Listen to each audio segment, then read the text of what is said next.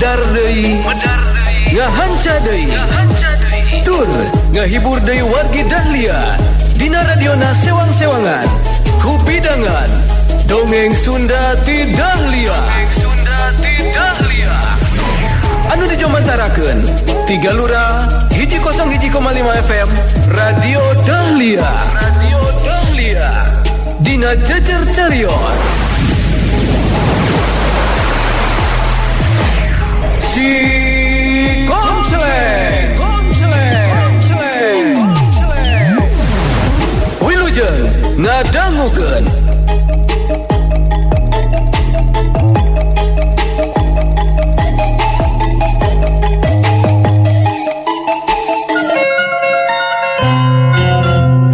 Wargi Dahlia santana teras dipeuseuh ku ilmu pangaweruh ku akina ku si Konceleng.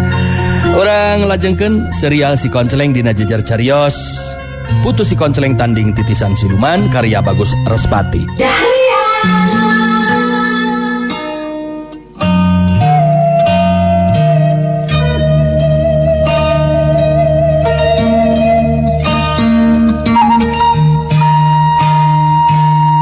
Wargi Dahlia dina poe isukna santana terus diwirid deui puncakna ilmu tina Pancabraja teh.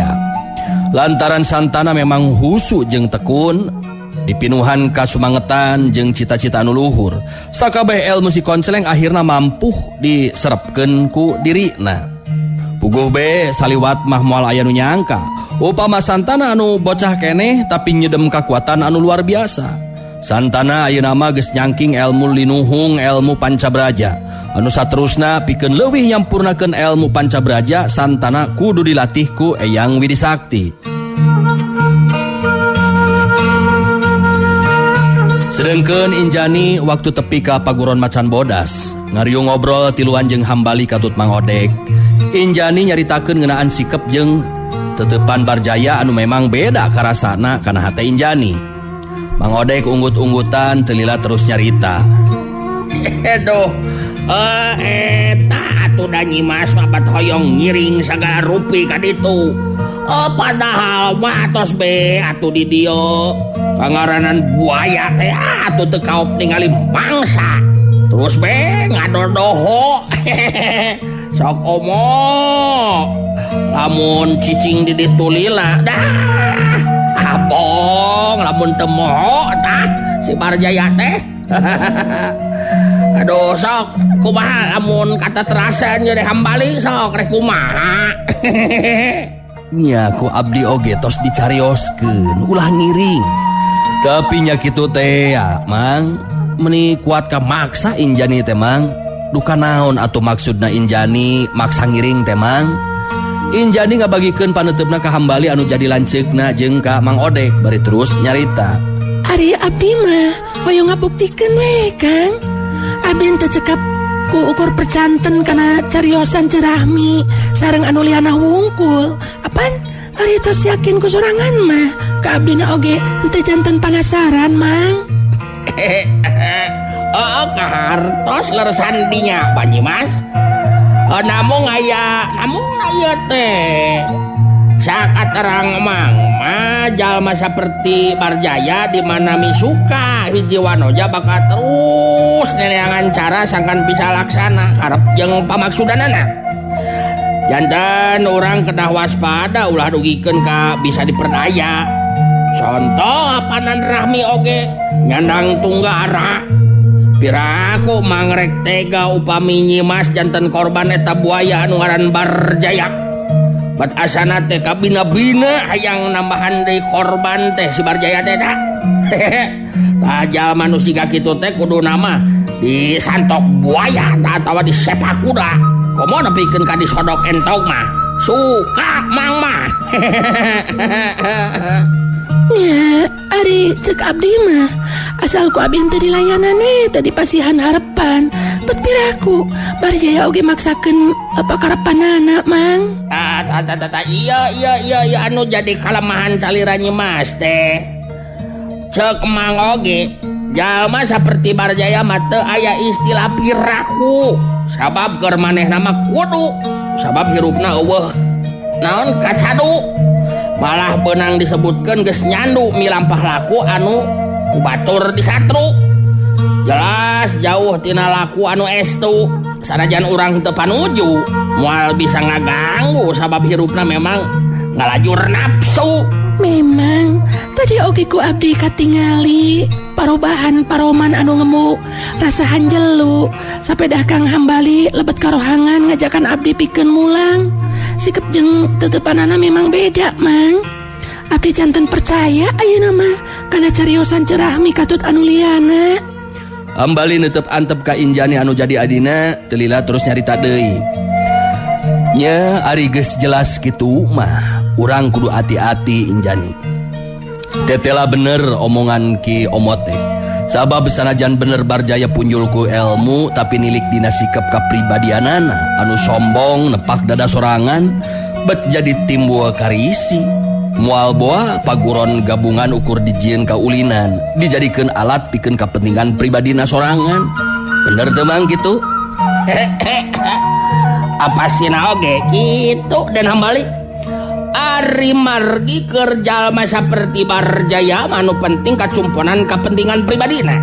Padahal mah Ki Omot awel oge apanan tos sasauran ka Den Hambali anjeunna banget henteu panuju lamun Barjaya jadi pupuh paguron gabungan. Ayeuna kalah ka dipasihan atau dipilih pisan atuh. Injani milu mairan caritaan deui. Ku abdi ka Bandungan memang sesah ditolakna, Mang. Ari margi sadayan anggota paguron gabungan milih Barjaya ngagantoskeun Kang Hambali. Bet piraku bade dikeukehan atuh ku Kang Hambali. Anu memang dina kanyataanana punjul ilmu na, Mang. Ari dina leresan masalah ilmu mah tiasa janten nih Mas. Namun ngapanan cek Ki Omot awel oge salaku pamimpin temung saukur cekap ku punjul ilmu wungkul. Namun kedah disarengan ku ajan kapribadian anu mibanda jiwa kapamingpinan. Anu ngaran pamimpin teh apanan dipahing pisan mentingkeun diri pribadi teh. Anu matak emang oge rada salempang ya teh. Kumaha engke kapayuna nasib paguron gabungan mun dipingpin ku Barjaya teh. Duh, teu kasawang. Ari dina cariosan mah jelas ka Bandunganku sadayana oge, Mang. Barjaya kaetang yakin pisan baris mampu ngungkulan kasaktian sigarang larang. Malah nyaritakeun yen tindak laku kajahatan memang kedah dibasmi atau diungkulan. Nya sanes kitu Kang Hambali. Nya ari dina caritaan mah memang bener kitu. Ngan duka teuing ari kanyataanana mah da puguh aya paribasana pan. Walagri bibit saati waluya kedal ku ucap punah nama laku diri. Janten kebe kanyataan dina perbuatanana anu baris janten ukuran mah kitu ari cek Akang mah Injani. Leres kitu Kang. Janten ayeuna mah urang Bandungan be kumaha kaayaan paguron gabungan tutas dipingpin ku Barjaya. Leres teu, Mang? Memang bari kitu teh urang teh masih tetep sing waspada. Utami nama Nyi Mas Injani yo anu di centang jadi perhatian anak Barjaya masih mata bongsang tah. Tuh kau ningali anu herang mencrang jeung lenjang pikiranna teh langsung ngalayang ngawang-ngawang. Karep mah meureunna hayang gancang bisa ngabandang. Perasaan nama masih kene bujang beureun matak sirahna kudu dikemplang da jelema kitu teh. Atos ulah sasepan teuing, Mang. Ayo ke aya cak-cak bodas. Dari teh omongan emang teh aya nu nepikeun ka Barjaya. Anu akhirna Barjaya ngalakukeun tindakan ka Mang Odek. Apanan janten barabe ke urusanana, Mang. Ari kerek Mang mah. Ento singna sieun Nyi Mas sieun sote ku dunungan da puguh ka Bandungan tindak lakuna nu heman. Ari kajalma nu ngan saukur mentingkeun diri sorangan mah. Atuh moal aya katenangan jeung kasugeman dina nyurang kahirupanana oge. Lumatak emang mah moal pindah pilempangan. Ya, nuhun be ari kitu Mamang. Da abdi sareng Kang Hambali oge tong stangtos nganggap tapi tenganggap kanu sanis Kak Mang teh. Komo ieu abdi duaan teu gaduh kolot deui Mang. Iwalti salira Mang. Sanes kitu Kang Hambali. Nya bener gitu Injani. Nu matak saran ti Mang Odek kudu diperhatikeun ku urang. Sabab eta saran teh dumasar kana perhatian jeung kanyaah ti Mang Odek ka urang. Sangkan urang ulah nepikeun ka jadi korban ka saweneng-wenengan jalma saperti Barjaya. Mang Odek ngabagikeun paneutupna ka Injani jeung Hambali teu lila terus nyarita deui. Pokona mah urang kada waspada. Ulah rek beunang diperdaya ku jalma saperti Barjaya. Sabab Barjaya kawilang jalma anu pinter nyaniwara. Apanan geus loba buktina. Rahmi diantarana malah sutina oge moal bina ngaranapan nasib anu sarua. Estu butuh ukur mamanisna. Antukna anu jadi korban hirupna tunggara. Kitu diantarana obrolan Hambali jeung Injani katut Mang Odek anu mepelingan sangkan tetep waspada ku jalma saperti Barjaya anu ayeuna kapilih jadi pupuhu paguron gabungan. Injani jeung Hambali pada ngarti kana caritaan ti Mang Odek nu dumasar kana kanyaahna kanu jadi dunungan ulah nepikeun ka jadi korban.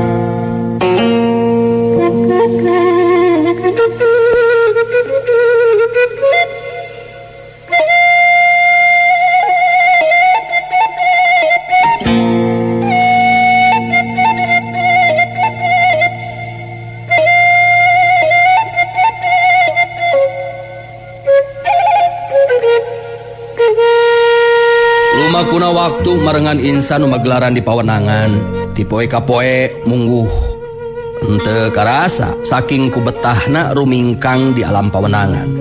Suka jeung sedih nalangsa jeung bagja teu weleh mapaesan kumbuh lumakuna anu magelaran.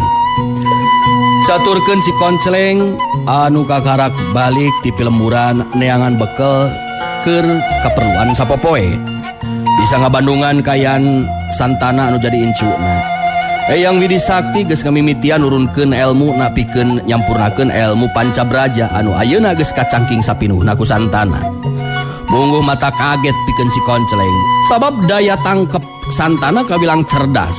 Setiap jurus atawa gerakan anu dicontohkeun henteu kudu ngadua kalian dibalikan. Malah santana teh boga kamampuhan teuleum lila di jero talaga Ratu Hyang. Kamampuhanana cantang tu bisa diturutan ku jago atau ahli teuleum dalah si Koncleng anu jadi akina ge henteu sanggupeun. Si Koncleng sajeur ningga Bandungan hatena galecok ngomong sorangan dibarengan ku hate anu ngarasa bagja. Oh, bener-bener aneh jeung mata kaget yo. Incu aing geus boga kamampuhan anu luar biasa. Bagja keur diri aing malah Eyang Widi Sakti sakitu perhatianana. Ilmu anu diturunkeun teh henteu kudu ngadua kalian.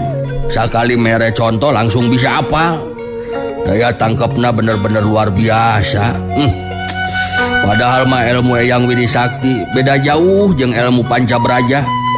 Tapi bisa diturunkeun jeung dituturkeun ku santana. Cacakan teu bari diasuh ku anu jadi kolotna ieu teh. Haruh tapi budak teh di ogoan sugan ngarahu da teu atuh ieu mah. Duh incung aing deh atuh pikiranyon. Aduh wayahna we santana ngan hidup harapan hiji-hijina anu baris mampu nanjeurkeun keadilan merangan kajahatan deh.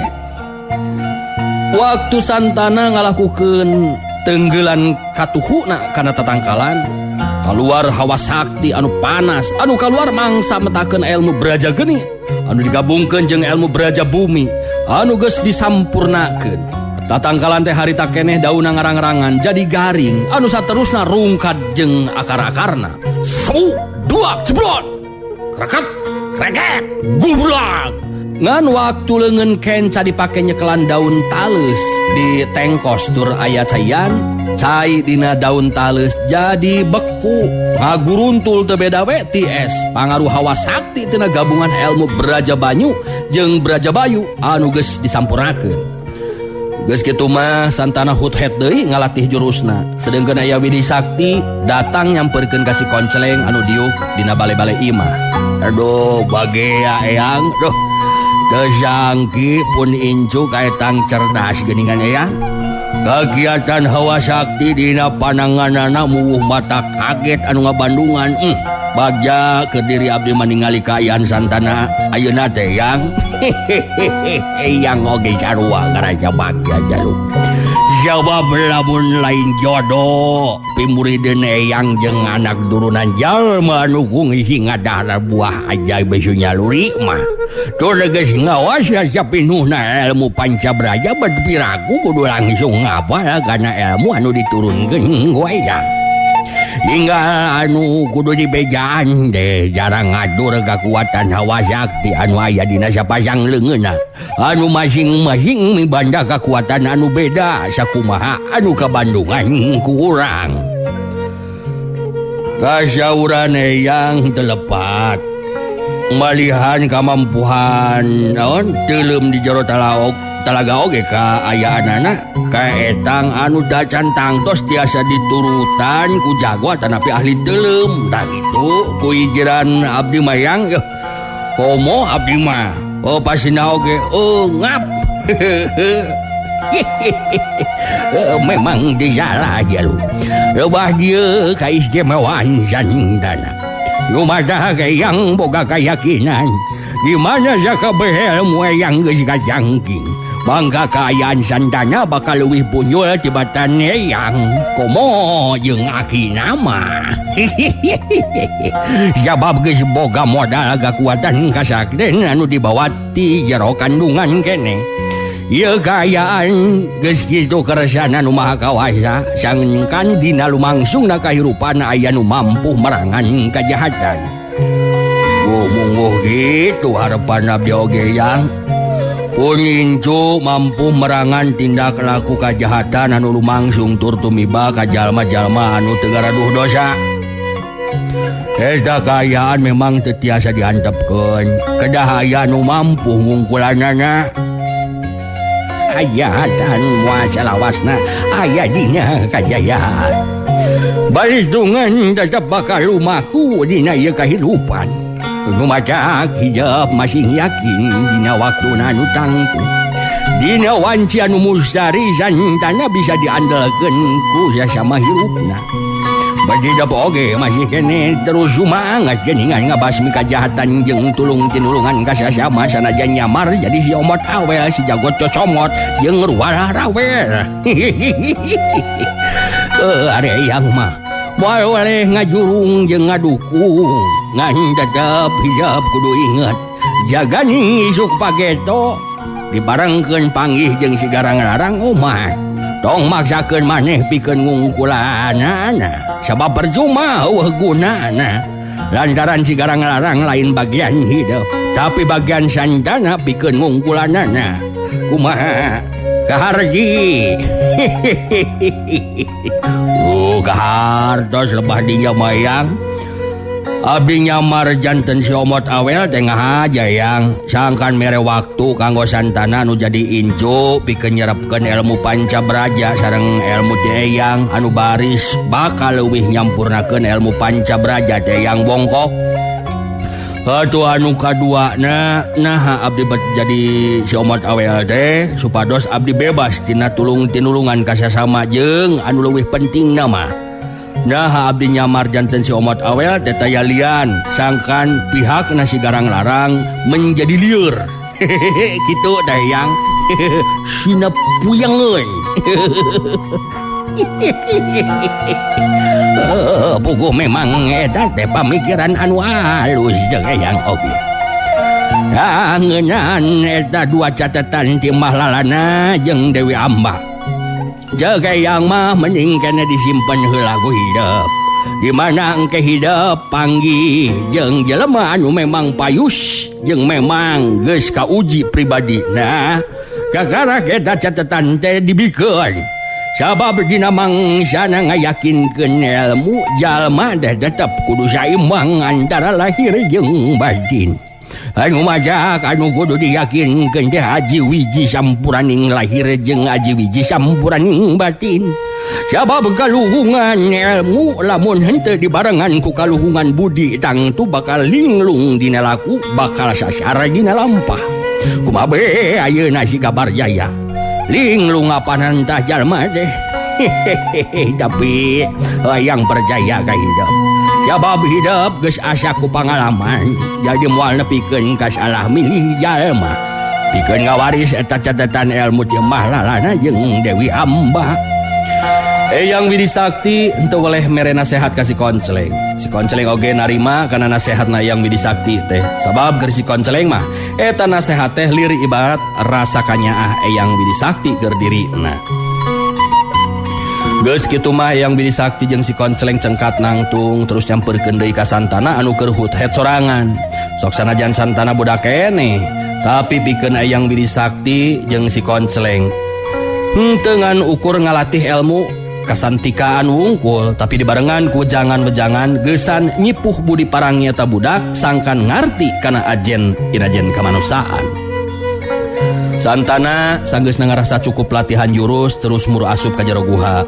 Eyang Widi Sakti jeung si Konceleng nuturkeun asup ka jero guha.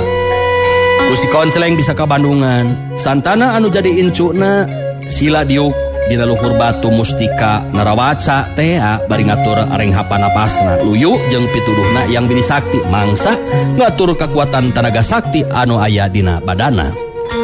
Si Konceleng ngareret ka Eyang Widi Sakti di barung jeung nyarengeh seuri terus nyarita.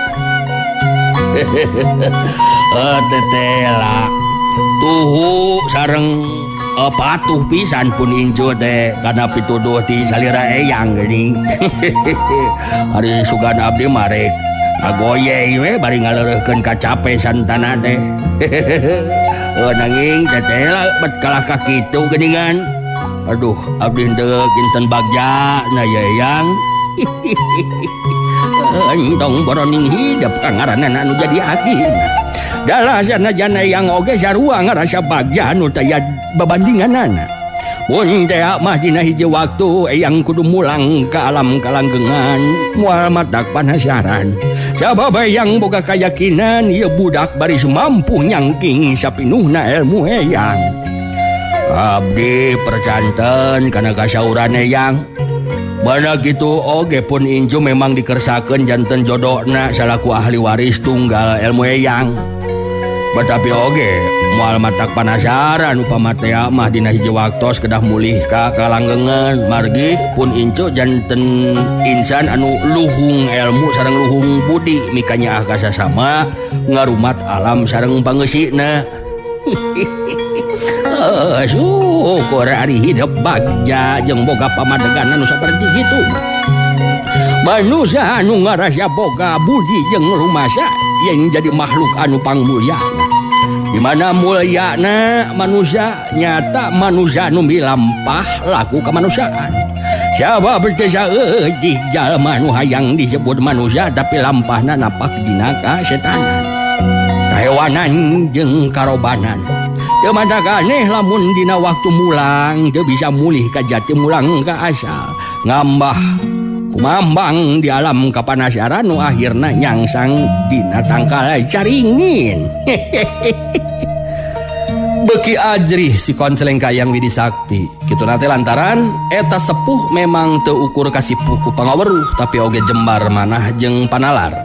Teu boleh mere papandang geusan kasalametan mangsa rumingkang di alam pawenangan.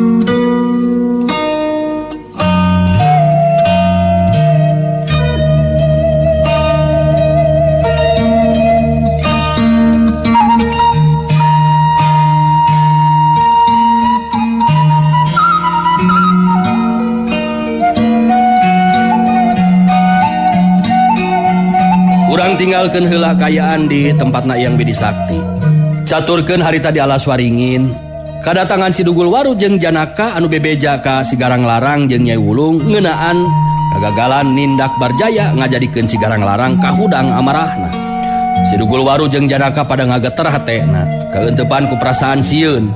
Ingis si Garang Larang ngalakukeun tindakan saperti ka Jaka Kembang. Adu matak dua nana pada tarungkul teu beda we ti bueuk anu menang mabuk. Si Garang Larang netep seukeut ka si Dugul Waru jeung Janaka bari terus nyarita pinuh ka ambek. Jadi mane duaan teu begung ngojoran si Barjaya? Yura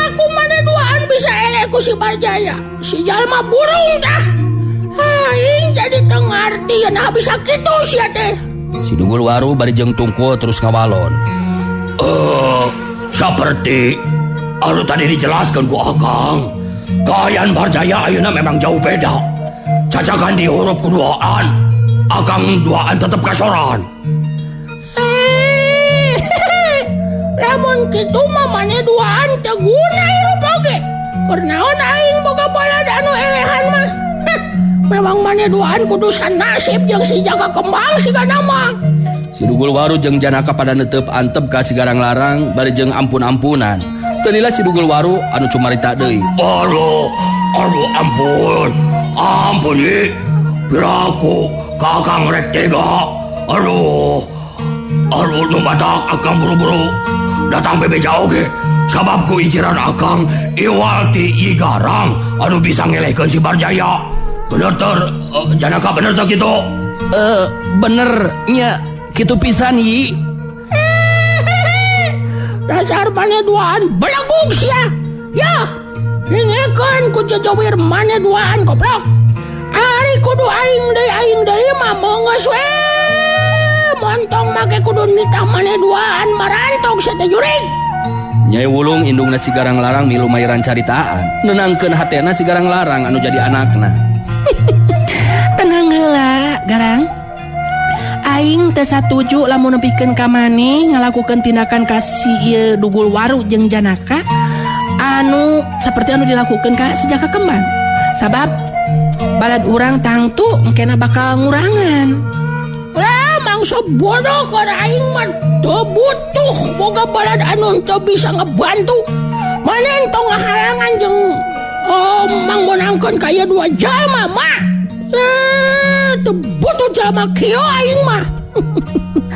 Maneh ulah kaburu ku nafsu, Garang. Keur musuh-musuh urang mah kajadian pabentar paham di antara urang ayeuna mangrupa kajadian anu diharepkeun ku maranehna. Sabab ku cara kitu nganu harti ngurangan balad urang teh. Anu rugi jelas urang kene, Garang. Si Garang Larang ngahulang sakedeung. Sabab ceuk pikirna omongan Nyai Wulung anu jadi indungna bener oge. Teu lila si Garang Larang nyarita deui. Jadi aing ayeuna kudu kumaha tuh mah? Cikan cek pamikiran maneh aing kudu kumaha? Nya maneh jelas kudu nindak si Barjaya. Sabab ajen pangartina ayeuna geus teu bisa diungkulan ku anu sejen. Kajabat ti kudu kumaneh, Garang. Si Dugul Waru milu nembrong omongan. Dah, ngan bener gitu maksud Akang oge. Anu batak buru-buru bebeja ka dia oge. Kitu tah ye. Pokona mah ilmu si Garang atau si Barjaya ayeuna jauh pisan lamun dibandingkeun jeung waktu anu ka tukang-tukang. Anu batak iwal ti Garang anu bakal bisa ngungkulanana.